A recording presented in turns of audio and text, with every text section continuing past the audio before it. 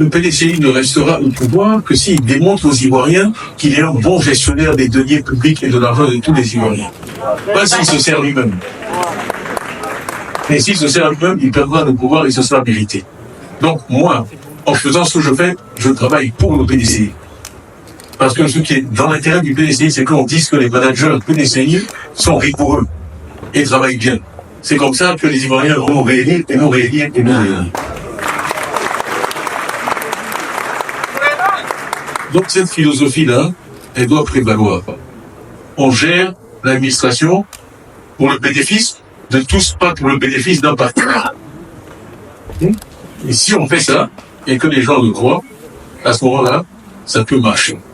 Et il faut aussi qu'il y ait des techniques de management modernes. Il faut qu'il y ait des objectifs mesurables, quantifiables, et qu'on soit transparent. On dise au public, dans telle administration, voici ce qu'on va réaliser. On peut penser ce qu'on veut du Rwanda, mais moi je connais bien le président Kagame. C'est comme ça qu'il travaille. Tous les mois, il a ses réunions du Conseil des ministres et chacun a des objectifs chiffrés. Moi, je suis président de Rwanda Finance. Il y a un service qui audite tous les secteurs du gouvernement. Il y a une feuille chaque année que je discute, où mes objectifs sont clairs et je signe. Et je dois rendre compte régulièrement de ma réalisation de ces objectifs-là. C'est des choses simples, mais c'est indispensable. Je crois que c'est Sénèque qui a dit « Il n'est point de vent favorable pour celui qui ne sait où aller ». Si on n'a pas d'objectif, il n'y a pas d'efficacité possible. Donc il faut que les administrations aient des objectifs clairs. Et ensuite, il faut des mécanismes. C'est pas les Anglais, c'est pas rocket science, c'est pas très compliqué ce qu'il y a à faire pour que les choses marchent bien. Moi, je l'ai fait au NET, je le fais aujourd'hui au PDCI. C'est des principes de bon sens, des principes relativement simples. Il faut donner aux gens des objectifs clairs. Il faut leur donner les moyens d'atteindre leurs objectifs. Ensuite, il faut mesurer l'atteinte de ces objectifs. Et si il faut récompenser, ça c'est la partie que les gens aiment. Mais il faut récompenser ceux qui font bien et il faut ne pas récompenser ceux qui font pas bien. Là, les deux vont ensemble. Bon, là les gens n'applaudissent pas, mais c'est aussi un peu...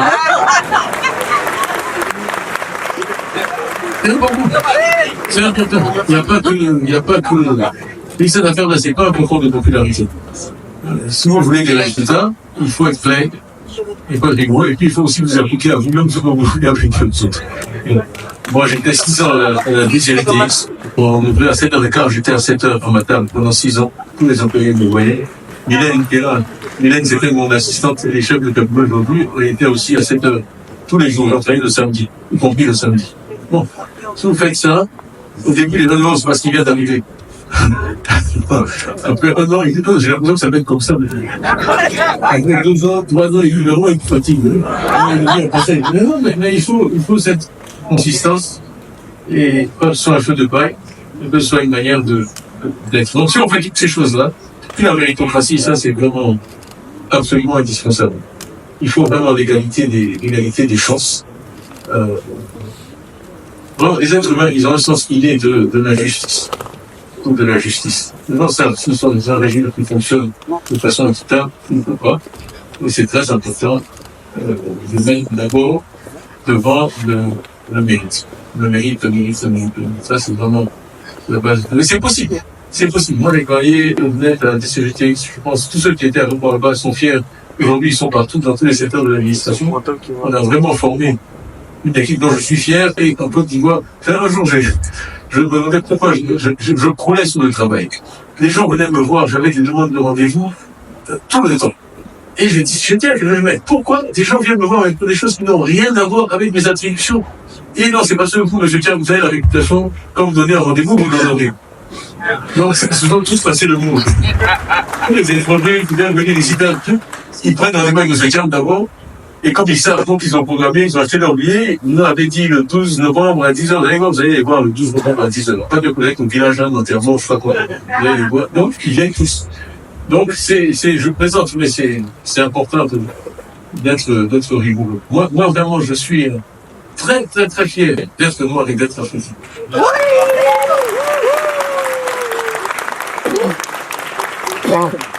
Toute ma vie, c'est un combat pour notre dignité.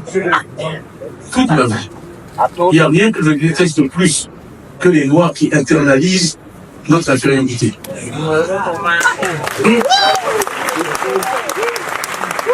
On peut vous dire, à la maison du parti, il n'y a pas un papier qui traîne par terre. Je suis très clair de ça. Il n'y a pas de plastique qui traîne par terre. Ils savent tous. D'ailleurs, quand je regarde comme ça, ils courent, ils vont ramasser. J'ai même fait des vidéos. Je vais derrière le bâtiment, je fais des vidéos, voilà. Vous avez vu comment c'est là? Vous voulez que les Ivoiriens croient qu'on peut changer la Côte d'Ivoire, qu'on peut maîtriser la cour du PDCI? Ah oui. On vous dit, oui, mais les Africains sont simples. Mais ça me donne rien. Moi, je sais pas, c'est là que je suis africain. Et ça veut dire, c'est de laisser aller. De laisser aller. On accepte que les gens pensent pis que pensent de nous. Quand le pont Rivera m'a pris, j'ai passé 5 ans de ma vie à faire des études de trafic, études après études. Pourquoi? Parce que les Blancs disaient, les Noirs ne paieront jamais le péage. Je vous jure. Et ne font quoi? Ce n'est pas des animaux. On a des voitures comme tout le monde. Je vais faire gagner 13 km sur chaque voyage à chaque voiture. Enfin, même si le noir est bête, il quand même mettre de l'essence dans sa voiture. Il comprend que c'est une économie. Et quand il vient de payer un péage, si ça vaut la peine, pour lui, il va payer, il peut prendre le pont, sinon il peut faire le tour. Mais je vous assure, pendant 5 ans, des choses qu'on accepte partout dans le monde. Dès que nous, on se lève, on dit qu'on va le faire. Ouais, on peut essayer ça, on commence les réunions à l'heure. Là, j'étais désolé aujourd'hui. Mais ils savent. Ils se sont habitués maintenant. 15 heures, c'est 15 heures. On est sur le chemin. Voilà. Je suis fatigué d'arriver et tout a commencé. Je prends ma logique. Je dis, dans ma vie, je refuse de pénaliser ceux qui font bien au profit de ceux qui font mal. Celui qui est venu à l'heure, quand j'ai mis une réunion à 15 heures, il s'est dépêché de déjeuner, parce qu'il sait qu'il faut une 9 heures, ouais. Il a fait un gros effort pour être là à 15 heures. Et on me dit, il faut attendre 5 minutes parce que l'antenne n'est pas là. Je dis non. Alors, je vais pénaliser celui qui a fait tout cet effort pour être là à l'heure, à cause de celui qui ne veut pas faire le même effort. C'est simple, c'est vraiment le bon sens. C'est tout. Moi, mes règles maintenant, c'est du bon sens. Je refuse de pénaliser ceux qui font un effort. Et ça, c'est ce que j'appelle la solidarité dans le mal. Je peux pas dire qu'il n'y a pas de solidarité dans le mal. Mais je n'arrête pas de répéter ça aux gens. On ne se solidarise pas avec celui qui a tort. Ça, c'est de la fausse compassion. Et souvent aussi, en Afrique, on a tendance à faire ça. Oui, mais enfin, le faux fort, c'est lui. Non. Non. Non. Non. On va arriver à rien comme ça. Donc, cette rigueur-là, dans l'administration, dans la gestion des deniers publics, il faut qu'elle existe. Parce qu'on le doit à ceux qui sont relativement pauvres, qui payent des impôts. Ouais, les justes qu'on prend sur le cacao. Ouais, nos planteurs sont riches. L'argent qui fait fonctionner l'État, d'où ça vient? Des campements où les gens déjà sont dans la misère. Alors, c'est leur petit argent, là, qu'on prend pour faire fonctionner l'État. Donc ça, on doit le gérer avec la plus grande rigueur. Je suis des énormes grosses, mais c'est vraiment un point important. Merci, M. le Président. Monsieur Jean-Christian Gorge a une question. Comment comptez-vous contribuer à la construction d'une véritable nation ivoirienne dépouillée de ses tensions ethniques et religieuses? Bon, je crois que ça touche vraiment aux valeurs. C'est vraiment peut-être le combat le plus important qu'on a à mener. C'est que les Ivoiriens aient un sens de justice et qu'ils croient vraiment qu'ils vivent dans une société où chacun a sa chance. Ça veut dire qu'il y a beaucoup d'implications, on en parlera peut-être après, mais il faut vraiment que la vie soit pas une loterie du lieu de naissance. Je veux dire par là, c'est qu'il faut qu'il y ait à peu près la même qualité de services publics, d'accès à la santé et à l'éducation sur tout le territoire national.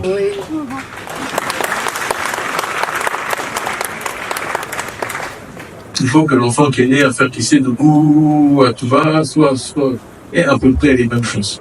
Sinon, on organise et on perpétue les inégalités et les différences. Et ça, c'était la philosophie, je dois dire, du président Alfred Boigny.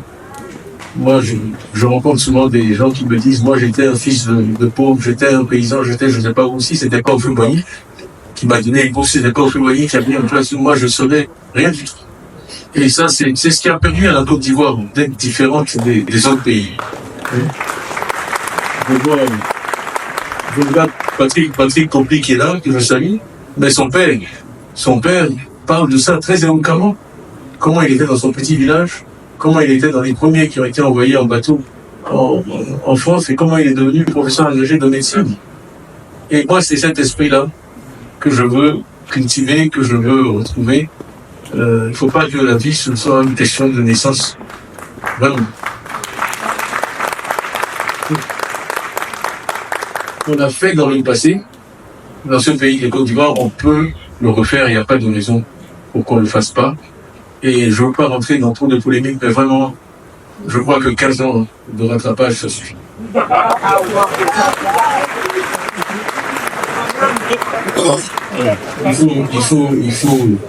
Il faut donner les mêmes chances à tout le monde et que le meilleur gagne. C'est un peu comme cette élection. On essaye de m'éliminer. Moi, j'ai toujours cru dans la compétition. Allons-y, que le meilleur gagne. Et puis c'est fini. Il faut que ce soit la même chose dans la vie, que le meilleur gagne. C'est comme ça qu'on obtient les meilleurs résultats et les résultats justes. Essayer d'éliminer les gens, essayer d'éliminer la compétition, c'est dommage. Pardon, la religion, oui, je crois en la liberté de culte, absolument, sans limitation. Et moi, je suis très américain de ce point de vue-là. Vous savez que le freedom of speech, c'est un des droits les plus précieux. En Amérique, elle n'est pas limitée. La liberté de discours, la liberté d'expression n'est pas limitée. Absolue. Vraiment, il ne doit pas y avoir de contraintes ni de limites en matière de religion. Chacun doit pouvoir faire absolument ce qu'il veut, sans menace et sans crainte, partout, sur toute l'étendue du territoire national. La liberté de culte, la liberté d'expression, ce sont des choses qui ne sont pas négociées. Merci, M. le Président. Alors, on a abordé donc notre second thème, qui pense la lutte contre la corruption et la transparence. C'est une question de M. Chérif. Monsieur le Président, comment le PDCI-RDA envisage-t-il renforcer la transparence et la lutte contre la corruption en vue contre la corruption au vu des derniers scandales qui secouent notre pays, notamment dans le foncier et le détournement des deniers publics? Bon, il n'y a pas de à vue, mais c'est pas grave. C'est au vu pour vue sans eux. Donc,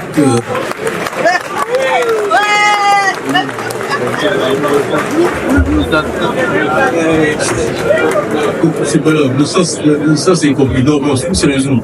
C'est vraiment un problème extrêmement grave.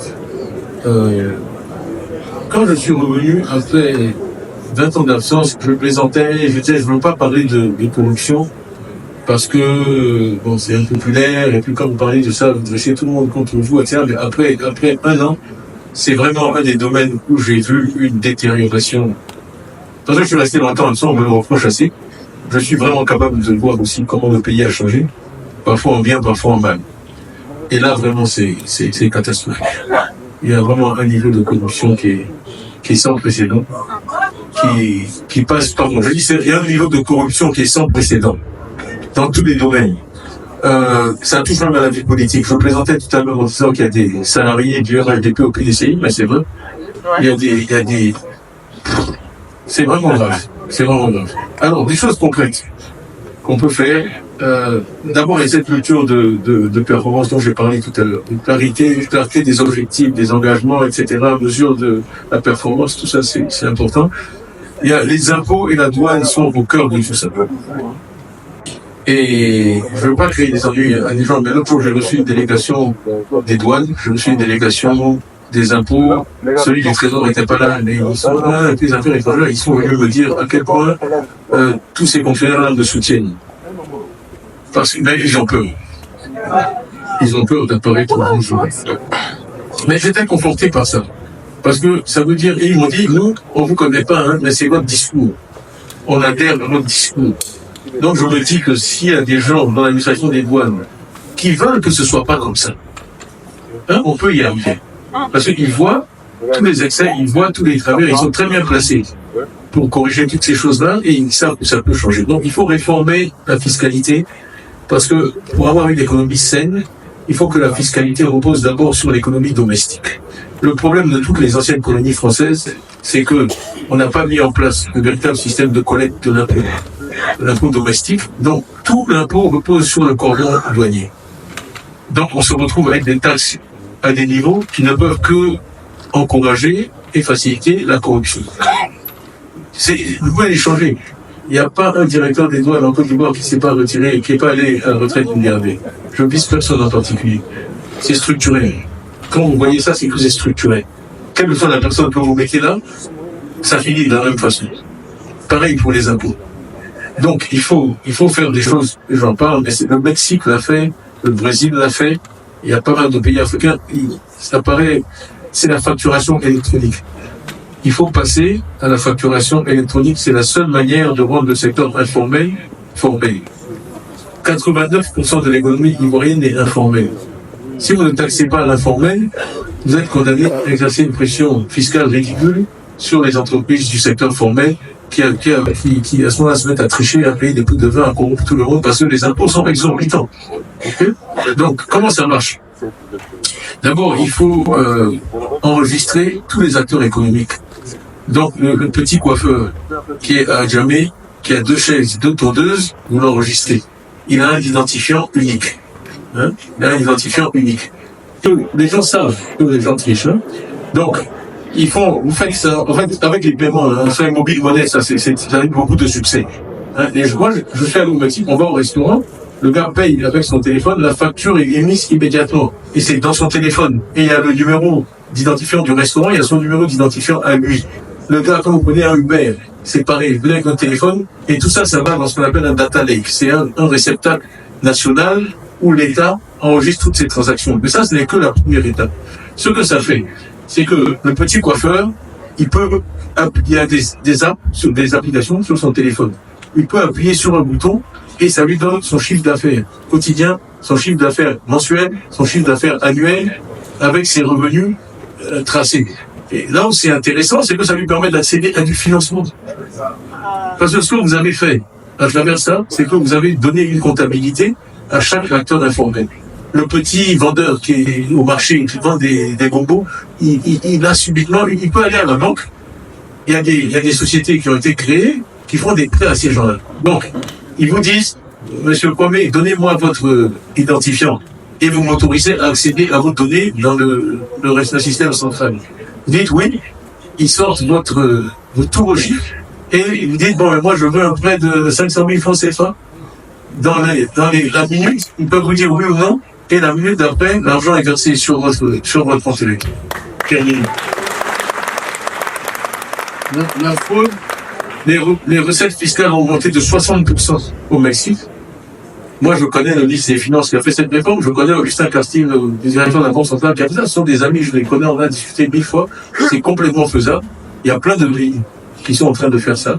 Et le Rwanda l'a fait. Une fois que vous avez fait ça, ça transforme complètement votre économie. Parce que soudain, vos recettes fiscales ne dépendent plus du cours du dollar. Vous pouvez planifier. Vous pouvez avoir de l'argent pour construire des écoles et des hôpitaux et des routes. Donc ça, je sais qu'il y a des questions sur la digitalisation, mais toute la technologie existe. Il y a plein de pays. Le Mexique a commencé ça en 2003. Donc c'est pas tout nouveau ces choses. C'est des choses éprouvées qui sont faisables. La fraude fiscale a quasiment disparu parce que l'impôt est prélevé directement dans cette transaction-là. Il n'y a pas un collecteur qui passe sur le marché et lui qui rançonne les petites vendeuses. C'est fini. On a complètement enlevé tous les intermédiaires.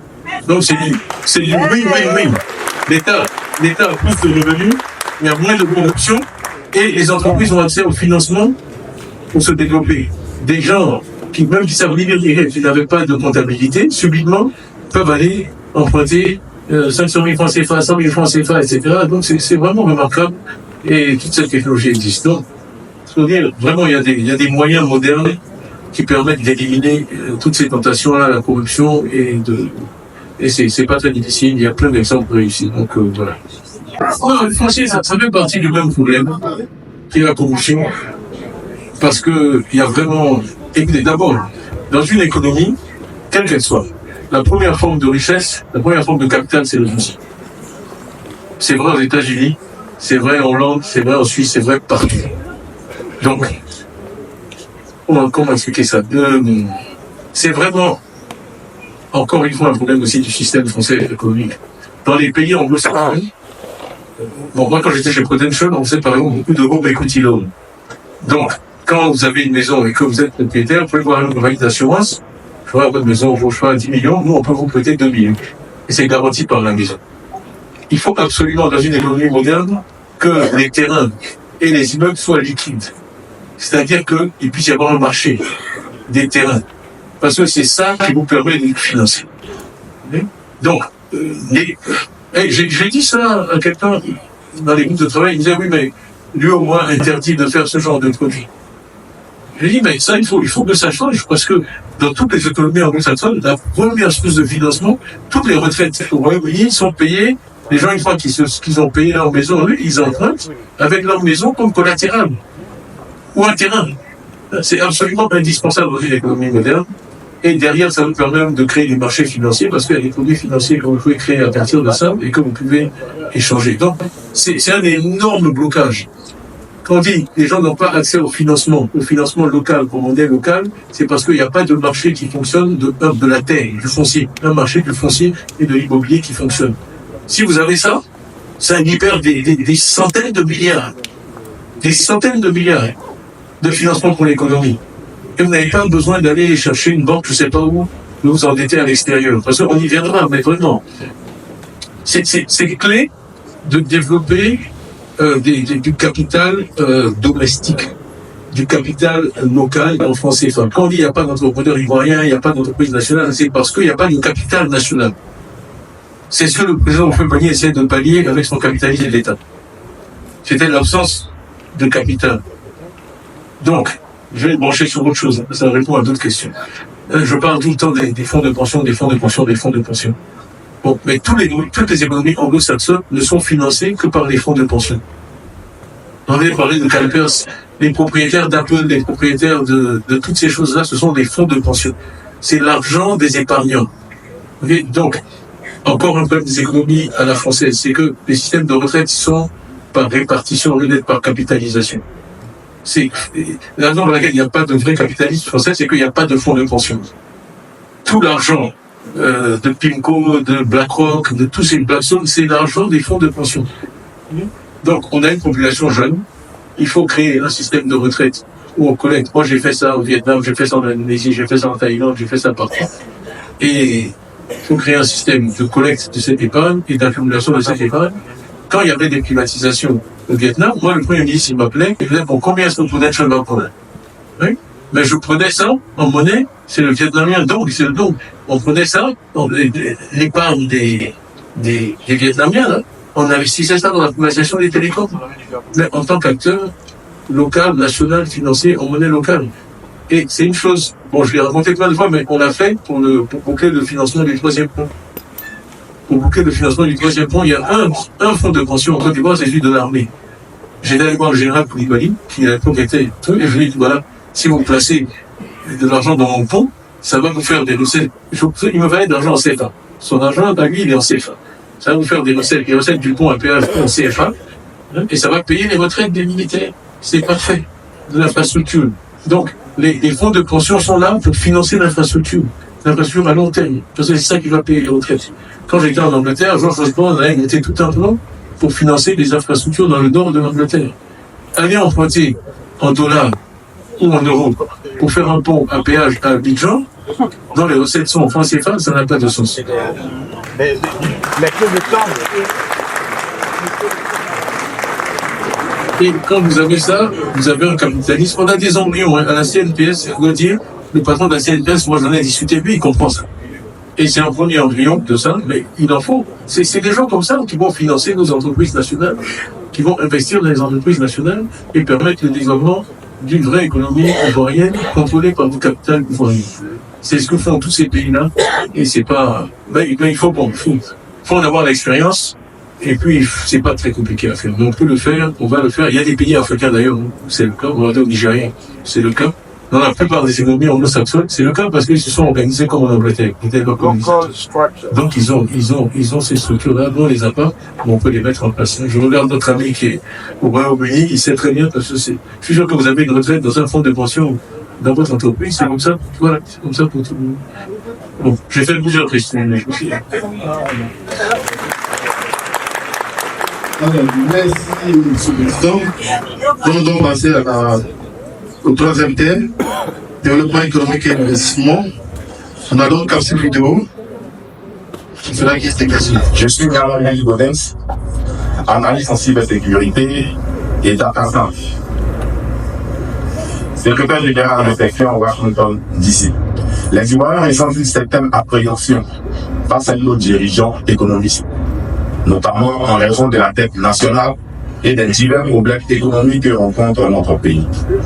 Pourriez-vous nous rassurer en nous expliquant comment, sous votre présidence, nous verrons une différence positive et tangible dans l'économie ivoirienne?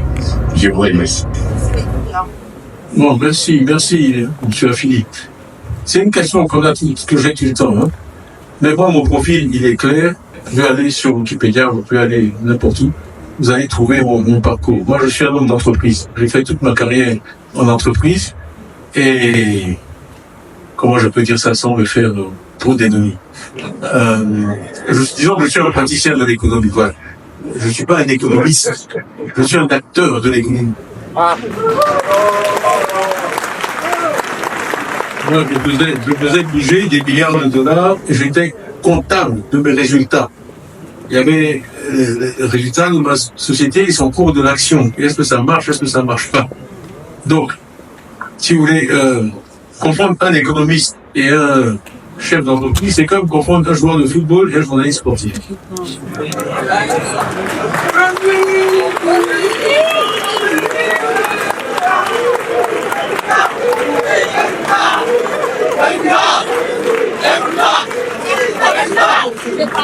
Le chef d'entreprise, sur le terrain, il marque des buts, il défend, il attaque. Le journaliste sportif, il analyse. Mais c'est rare qu'un journaliste sportif soit aussi bon joueur que les footballeurs. Moi, ce que vous avez, c'est un praticien. Un praticien. Toutes les choses dont je vous parle là, c'est des choses concrètes que j'ai pas lues dans des livres d'économie. C'est des choses que j'ai faites, que j'ai mises en œuvre personnellement. Et vous savez très bien que réparer un moteur ou étudier la théorie de la thermodynamique dans les livres, c'est pas la même chose. J'en prenais point en faisant, moi je suis rentré, j'ai 36 ans de carrière d'entreprise derrière moi, je sais comment une entreprise fonctionne, je sais comment on gère des ressources humaines, je sais comment on motive des gens. Ça, c'est des choses qu'on apprend sur le terrain. Voilà. Et c'est pour ça que j'ai dit, je me permets de dire, regardez le PDCI, honnêtement, je crois qu'en 12 mois, le PDCI a quand même changé pas mal. Et ça c'est du management. Hein, c'est comme la CAN. Avec un différent entraîneur, vous avez vu qu'on est passé de 4-0 battu au stade du Fouet-Boigny à gagner la CAN. C'était les mêmes joueurs. Et moi, dans la plupart des entreprises que j'ai dirigées, je n'ai pas changé les gens. Je n'aime pas changer les gens. Je viens, je prends ce qui est là, et puis je motive les gens. Je leur apprends à travailler différemment. Je leur apprends à travailler en équipe. Ça, c'est un point que je veux faire. Vraiment une différence culturelle que je constate pour nous. J'ai travaillé vraiment partout, aux États-Unis, en Asie, en Europe, partout. Et vraiment, cette affaire de travail en équipe, là, c'est fondamental. Pris individuellement, on n'est pas moins bien formé, moins diplômé, moins quoi que ce soit que les autres. Ce en quoi on est malheureusement trop souvent spécialiste, c'est comment c'est ça? Au lieu que nos efforts s'additionnent, ils s'annulent. Au lieu de travailler ensemble, on se fait des crocs en jambes. Union, discipline, travail. C'est notre plus grand défi. Notre plus grand défi. Si on arrive à s'unir, pourquoi j'ai pris comme slogan de campagne tous ensemble? Si on arrive à s'unir, tout est possible. Mais si on reste désunis à se faire des crocs en jambes, là, dans la même équipe, et puis vous faites des crocs en jambes, ça vous équipe. On ne peut pas gagner le match. Donc, c'est aussi simple que ça. Nous, on fait un croc en jambes, et puis le gars qui a le même un peu tout le temps, il dit, c'est bien fait, je l'ai bien eu. Personne, c'est bon. C'est tout. C'est tout. On avance, on est ensemble, on ne se fait pas de croc en jambes. Quand un tombe, on le relève, on ne lui marche pas dessus. Merci. On ne se réjouit pas du malheur des autres. on les aide. Je suis désolé, j'ai besoin de faire un peu du prêche, mais c'est... C'est pas ça. Les vrais défis de développement, ce ne sont pas les nuls, c'est ce qu'il y a dans la tête des gens. Hein? Le sous-développement, c'est un état d'esprit. C'est pas un stade économique, c'est un état d'esprit. C'est une manière de penser, c'est une manière de faire. Et si on veut se sortir du sous-développement, c'est pas une question de milliards, c'est une question de comportement.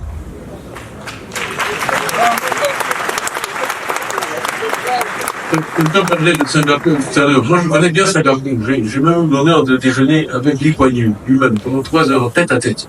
J'étais à nous, il y a des années. Et d'ailleurs, j'étais très...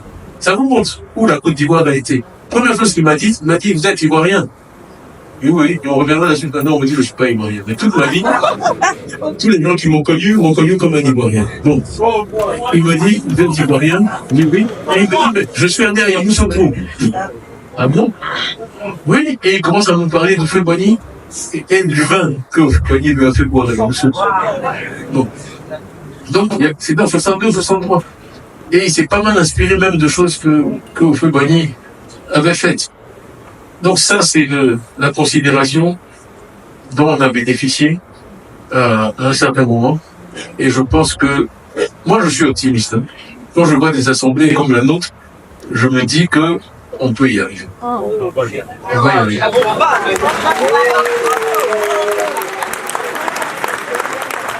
Merci. Nous poursuivons sur le même thème, la question de M. Assis Thierry. Monsieur le Président, au vu de votre connaissance du secteur de l'assurance, que proposez-vous pour dynamiser ce secteur et en faire l'idée de croissance pour l'économie ivoirienne? Bon, j'ai déjà fait ça pas mal, mais c'est vraiment l'assurance vie. Prudential a été créé en 1848 et a beaucoup contribué au financement de la révolution industrielle. Et ça a été créé pour ça. Et si vous allez à Londres, vous avez l'occasion d'aller à Holborn, il y a un musée de Prudential où il y a les carnets d'épargne de tous les princes de Galles, de tous les rois, etc. Parce que pour donner l'exemple à la population britannique, d'épargner un peu chaque mois, la famille royale même faisait ça, et il y avait ce qu'on appelle The Man from the Crew, très connu, qui passait dans chaque rue, chaque semaine, recueillir les shillings, les pence des gens, et c'est tout ça qui a fait. On avait 300 milliards de livres, on avait 3% de la bourse de Londres, et ça, c'est une épargne accumulée sur 160 ans. Mais c'est ça qui finance toute l'économie britannique. Donc vraiment, mettre en place ces structures-là, de fonds de pension, ça met du temps, mais c'est des petits ruisseaux qui font de grandes rivières et qui vous permettent d'agir sur le plan économique et d'avoir aussi le contrôle de votre économie nationale avec la création d'un vrai fonds souverain. Ça aussi, on pourra en parler, mais un fonds souverain ivoirien qui pourra prendre des participations. Moi, quand j'étais au Crédit Suisse, le Qatar était un actionnaire. Ils avaient une place au conseil d'administration. Je disais, quand le ministre des Finances du Qatar me convoquait, j'allais à Doha. Hein, et quand il me disait, je veux que Crédit Suisse crée 5 emplois ou 10 emplois à Doha, ben je l'écoutais. Parce que c'était mon actionnaire. Donc, s'intégrer à ce système économique mondial, là, ça fait partie des choses qu'on peut faire. Mais je sais que ça a été long déjà, donc je ne vais pas trop m'étendre là-dessus. Voilà. Monsieur le Président, vous avez dit dans l'une de vos communications que vous espérez amener certains entrepreneurs ivoiriens à être des milliardaires en dollars. Quelle serait alors votre recette pour y parvenir et comment comptez-vous améliorer l'accès au financement pour les entrepreneurs et les PME locales? Bon, c'est l'accès au capital dont j'ai parlé. Et ce capital, il faut pas que ce soit des prêts, il faut que ce soit des fonds propres. C'est compliqué à expliquer, mais une entreprise, pour se développer, elle a besoin d'un capital de départ. Et ce capital-là, il doit être fourni par des actionnaires, pas comme un prêt. Parce que d'abord, beaucoup d'entreprises ne paient pas de prêts, et que quand elles ont des prêts, ça devient très compliqué. La forme la plus adaptée. Si vous allez à Silicon Valley, vous allez à Stanford, vous allez à Palo Alto, il y a tous les fonds de ce qu'on appelle de private equity, ils sont tous dans la même rue. Et ils sont là pour financer les startups. Les boîtes créées par les étudiants les plus brillants des États-Unis, avec ce qu'on appelle de l'equity, du vrai capital, pas des prêts. Je suis actionnaire, et puis je finance 100 entreprises, et puis là-dedans, il y aura un Tesla, il y aura un Uber, il y aura un truc qui me rend milliardaire.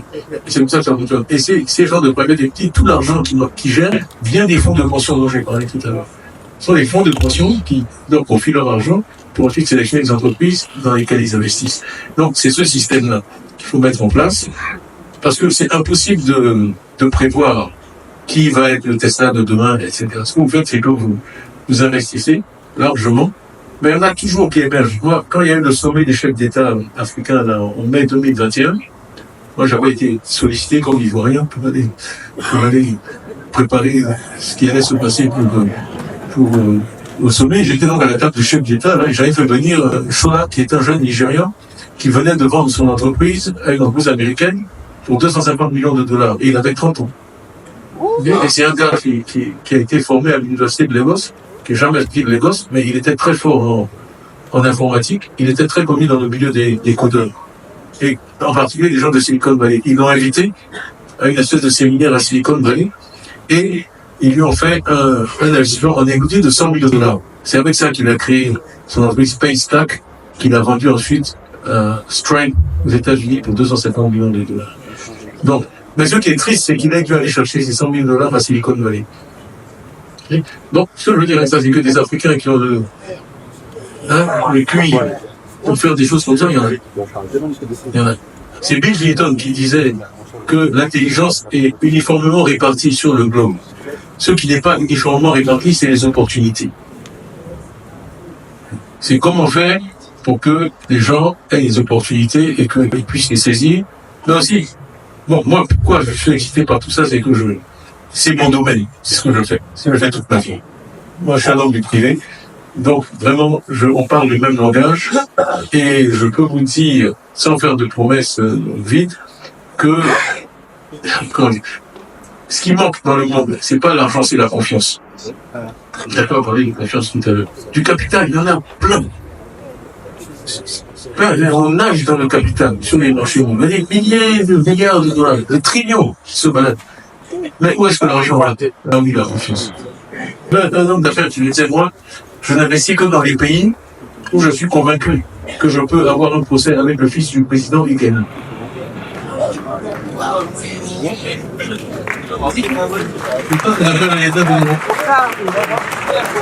Donc il restait dans des pays comme ça. Et il investissait des centaines de millions de dollars. Parce qu'il dit que, voilà, mon argent est sûr et en sécurité là-bas. Parce que même si j'ai un parlé avec le fils du président, il y a un système légal et juridique qui est tel que, et c'est une chose qui n'est pas dans les questions. Ça aussi, c'est significatif de l'approche francophone. Il n'y a pas de question là sur le droit, l'état de droit, les tribunaux, la justice. Il n'y a pas de capitalisme sans une justice qui fonctionne. Pourquoi est-ce que la plupart des présidents américains sont avocats? Parce que c'est la chose la plus noble et la plus respectée dans leur système. Parce que tout repose sur le droit. Tout repose sur le droit. Vous avez vu Clinton, Trump, il a commencé à essayer d'appliquer son programme. Qu'est-ce qui se passe? Il se trouve devant les tribunaux. Il y a des juges, et les gens portent plainte, les employés qui ont été licenciés, la WSID porte plainte, et tout ça, ça finit devant les tribunaux, et ensuite ça ira à la Cour suprême. Donc, vraiment, vous ne pouvez pas avoir d'économie performante sans un système légal et judiciaire dans lequel les gens puissent avoir confiance. Ce qui va vous donner la confiance pour prendre un prêt très important, ce qui va vous donner la confiance pour mettre en gage votre maison, ce qui va vous donner la confiance, c'est que vous dites, si j'ai un problème, il y a un juge impartial qui va dire le droit. Et donc, toutes ces histoires de financement, d'accès au capital, etc. Et vous voyez, le Rwanda, c'est bizarre, ils ont des problèmes de démocratie, mais ils n'ont pas de problème d'accès au financement. Parce que c'est un pays... Kigali est devenu la 3e place financière d'Afrique. C'est un pays enclavé, minuscule, là-bas, tout au milieu, près du Congo. Les gens ont confiance. Les gens ont confiance. Il y a une certaine transparence, les gens ont confiance, donc l'argent vient. Donc vraiment, c'est pour ça que... Je vais le dire, parce que pas non plus. Quand vous voyez comment je suis traité, actuellement, ça ne contribue pas à donner confiance au reste du monde dans la Côte d'Ivoire.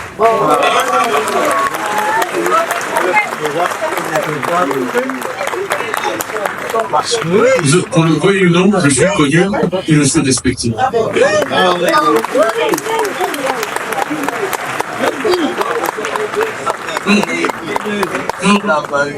Marc Carnet, qui est mon ami personnel, devient Premier ministre du Canada. Lui, en décembre, il m'a dit vraiment, c'est tellement bien ce que tu fais, que quelqu'un comme toi retourne dans son pays en Afrique pour faire tout ça, et qu'il dit qu'on donne des coups de pied et qu'on se revoit à dire que je ne suis pas ivoirien. Qu'est-ce que vous voulez qu'il pense de notre pays? C'est un triste spectacle. Quand je dis c'est indigne. Les gens qui étaient à Polytechnique avec moi, les gens qui étaient au mine avec moi, mais Elisabeth Borne qui était à Polytechnique avec moi, elle était Premier ministre de la France. Qu'est-ce que vous voulez qu'ils pensent de nous? Il y a un code 48 de la loi de 1961 dit que le Tchad n'est pas immunisé.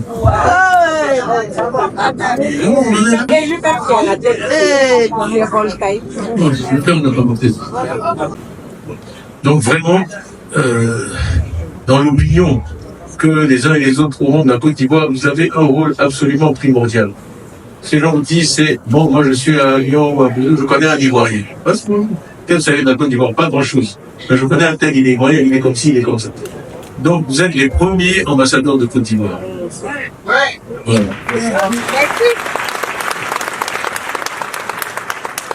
Vous représentez notre pays partout dans le monde et c'est vraiment important. Et en tout cas, moi, j'investirais dans le fait qu'on vous soutienne, que vous soyez bien. On apprend tous des gens. Bon, vous aidez. Moi, j'étais très ému parce que je suis allé voir les gens du COSIM, le Conseil supérieur des imams. Et je le connais pas, mais il m'a dit, vous savez, j'ai connu votre père. Je dis, ah bon? Il dit, ah oui, l'ambassadeur, tiens, moi j'ai fait mes études coraniques au Maroc. Et l'ambassadeur, tiens, il faisait le tour de toutes les universités du Maroc. Il est rentré jusque dans ma chambre parce qu'il voulait s'assurer que chaque étudiant ivoirien était bien traité.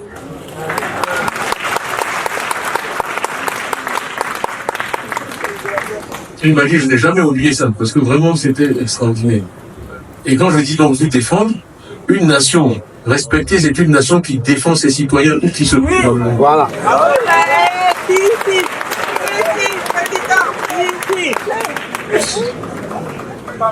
Donc si un Ivoirien a un problème quelque part, ça nuit à l'image de la Côte d'Ivoire. C'est important que vous sachiez que votre pays est derrière vous. Et il faudra que les missions diplomatiques comprennent que je leur demande de faire ça. D'être au service des Ivoiriens dans le pays où ils se trouvent.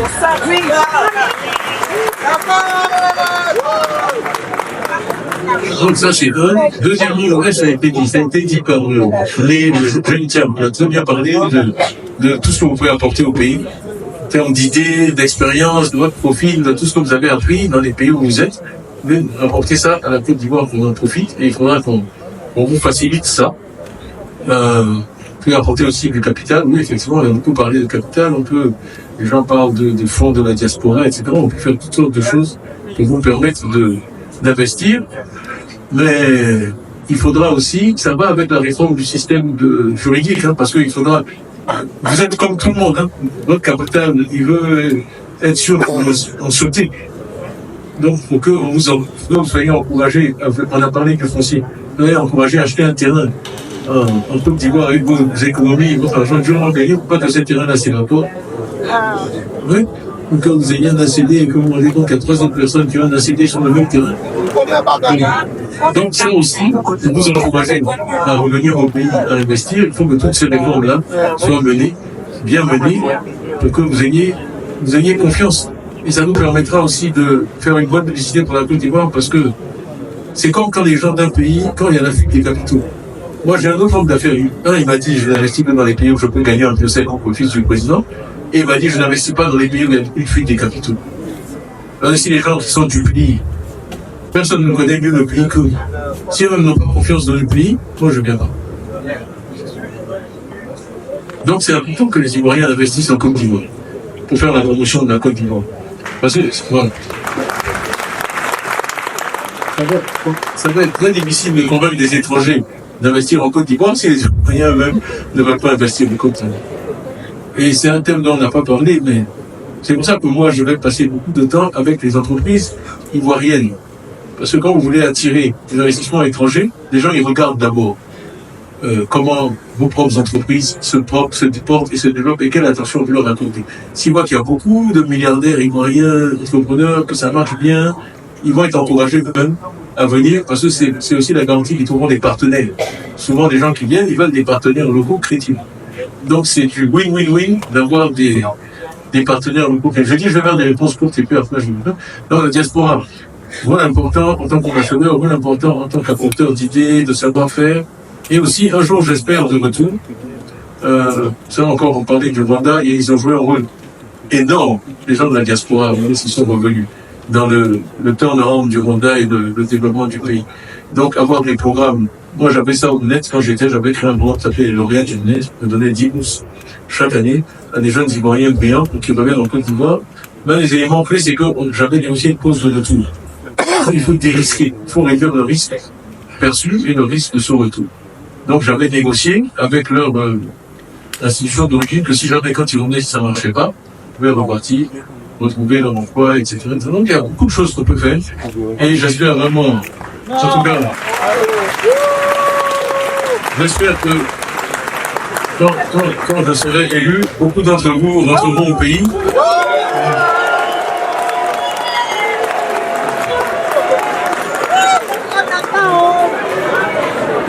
Ils viendront également me rendre visite. L'éducation, c'était en gros comment laisser le système éducatif ivoirien. J'ai déjà des chiffres dans mon topo. 13e, 114 en maths, niveau 3e. Le premier levier pour améliorer la performance éducative, c'est les enseignants. Ça, c'est démontré, les études. C'est incontournable. Et nous, on a mis l'accent sur les murs, les infrastructures. Nos parents, mon père est né en 1923, ils ont appris à lire et à écrire dans des cases. Ce qui compte, c'est la qualité de l'instituteur, la formation de l'instituteur. C'est pas les murs pour toucher les bouts de vin sur la construction. Donc,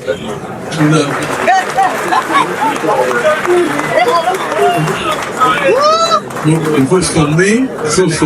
faut former et bien rémunérer les enseignants. Et il y a beaucoup d'études notamment qui montrent que l'impact sur la performance des élèves, il arrive très vite. Donc, voilà, c'est pas plus compliqué que ça. Mais ça implique une réallocation des budgets et des ressources, parce que nos budgets, on investit beaucoup moins dans l'éducation et dans la santé que les pays voisins, en pourcentage de nos ressources. Il y a un sous-investissement. Moi, le proviseur du lycée classique, on était en terminale ensemble. Quand je suis rentré il y a 2-3 ans, il est venu m'accueillir et il m'a dit qu'à l'époque, maintenant ça a changé parce que j'en ai parlé, mais à l'époque, son budget c'était 10 millions de francs CFA. Ma question est la suivante. Par rapport aux différents bouleversements géopolitiques qui interviennent en Afrique de l'Ouest, où plusieurs pays redéfinissent leur alliance en s'éloignant de la France pour se rapprocher des puissances comme la Russie, quelle est votre position? Et comment entendez-vous naviguer dans ce nouvel équilibre mondial?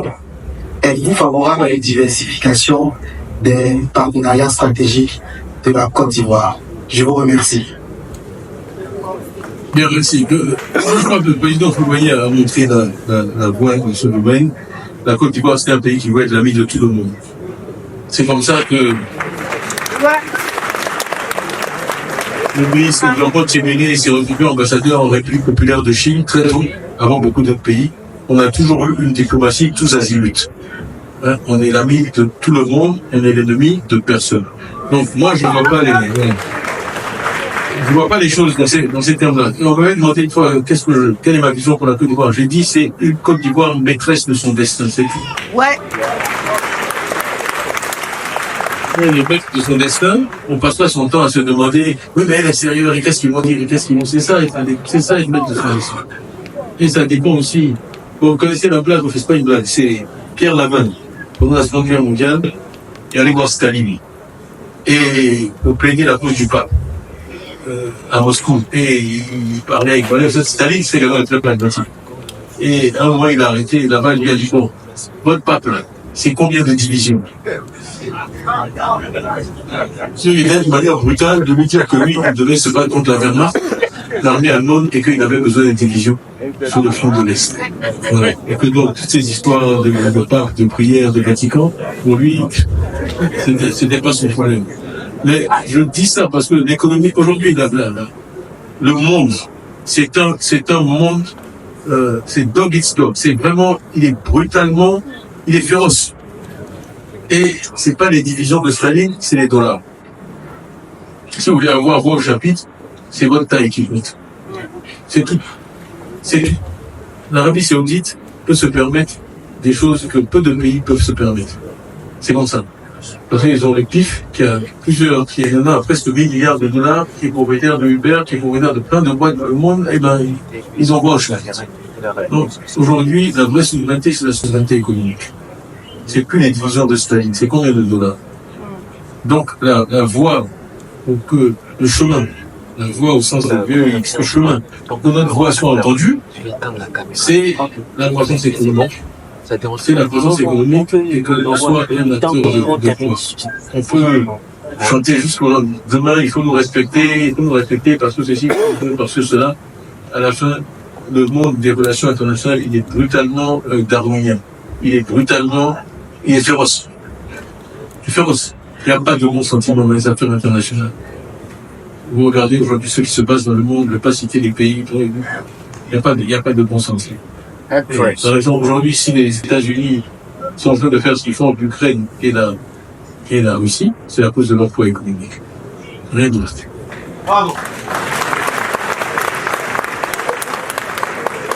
Donc, plus on va se développer économiquement, plus on ira gauche. Et plus on sera maître de notre destin et pas obligé d'attendre, savoir quel temps il fait à Moscou, ou à Paris ou à Washington. Moi, je veux que ce qui nous intéresse, c'est quel temps il fait à Abidjan. Le président, il pense que nous avons épuisé la quasi-totalité dans des questions personnelles.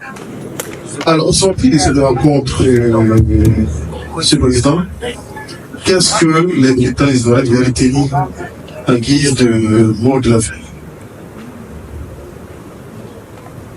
D'abord, merci. La salle est encore pleine. Vraiment.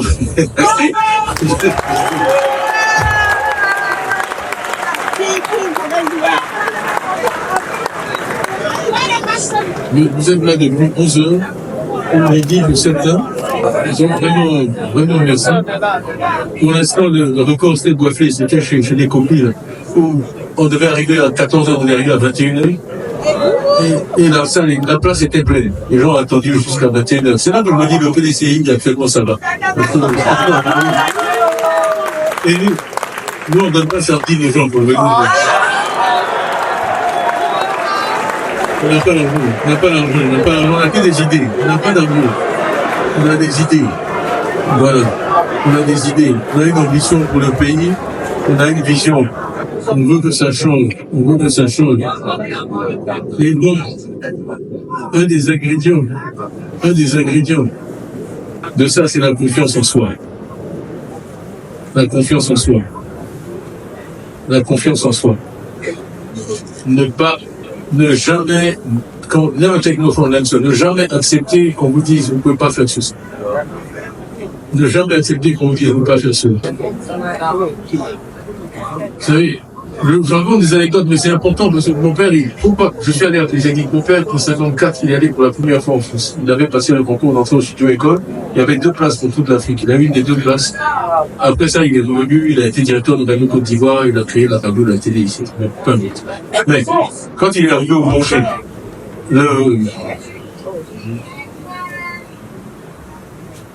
je suis un peu ému. Mon père était ministre de Fouet, moi j'étais ministre de Bédier, Daouda était ministre de Guéhi, Aziz était ministre de Babou, et Augustin aujourd'hui est ministre de Ouattara. C'est juste avec cet esprit-là, de dire on peut tout accomplir dans la vie, si on travaille. Voilà. Et ça, vraiment, c'est ce que j'ai transmis à mes enfants. Et vraiment, c'est ça, c'est cet esprit-là, moi, qui me porte. Et quand je dis je me bats pour la dignité de l'homme noir, c'est ça. C'est que il ne faut pas qu'on accepte, qu'on nous dise qu'on ne peut pas faire ceci ou cela. Si vous retenez que ça d'aujourd'hui, vous aurez fait du bon travail. Voilà, merci beaucoup.